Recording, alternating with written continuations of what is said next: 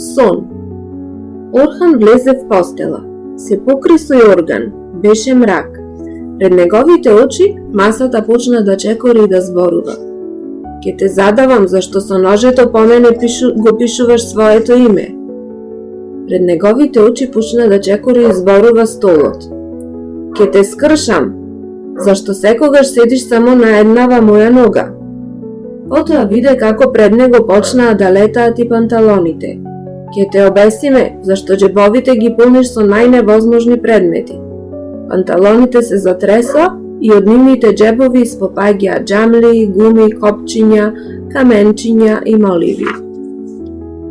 Пред негови очи тетратката почна да ги врти своите страници и да зборува. Не гледаш ли каква сум? Зарем не ти личам на алваџиски тефтер?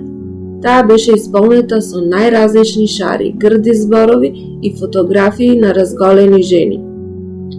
Пред него фатени една за друга играа и зборуваа и неговите чевли.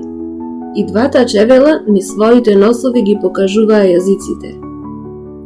Потоа масата, столот, панталоните, тетратката и чевлите, фатени воро почнаа да стегаат круг околу Орхан. Тој почна да се тресе од страв, па мораше да бара помош од мајка си. Мамо, мамичке! Над постелата, со појадок в рака, неговата мајка стоеше како најубав споменик.